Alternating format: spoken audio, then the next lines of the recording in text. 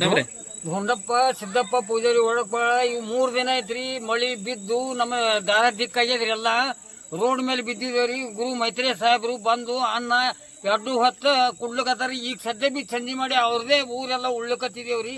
ಅವ್ರದ್ದು ಭಾಳ ನಮ್ಮ ಮ್ಯಾಲ उपकार ಆಗ್ಯದ. ಅವ್ರಿಗೆ धन्यवाद शरणार्थी.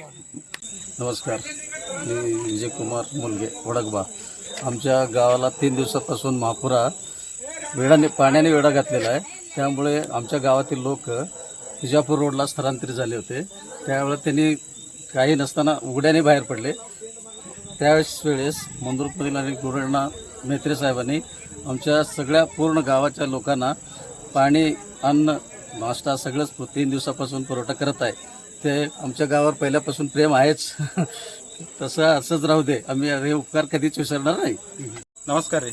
ನನ್ನ ಹೆಸರು ಚೇತನ್ ಮಹಾದೇವ್ ಬಿರಾಜ. ಇಂದಿಗೆ 3 ದಿನ ಆಯಿತು. ಒಡಕಬಾಳದಾಗ ಪೂರ್ಣಪನೆ ಅರ್ಧ ಊರು ನಮ್ಮದು ನೀರಿನ ಮುಳುಗೋದು. 7 ಫುಟ್ ನೀರವು. ಮಂದಿ ಎಲ್ಲ ಮಂದ್ರಪದಾಗ ನಿಮ್ಮ ಊರಾಗೆ ಶಿಫ್ಟ್ ಆಗ್ಯದ. ಮತ್ತು ಏನದ 2-3 ದಿನ ಆಯಿತು ನಮ್ಗೆ 2 ಟೈಮ್ ಊಟ ಕೊಡ್ತಾರೆ. ಈಗಾದ್ರೆ ಭೀ ತಂದು ಕೊಟ್ಟಾರ. ಇವ್ರದ್ದು ಗುರುಸಿದಾನ ಮೆತ್ರೆ ಇವ್ರು ನಮ್ಮ ಮ್ಯಾಗ ಭಾಳ ಉಪಕಾರ. ಅವ್ರದ್ದು ಆಭಾರ ಇದ್ದೀರಿ.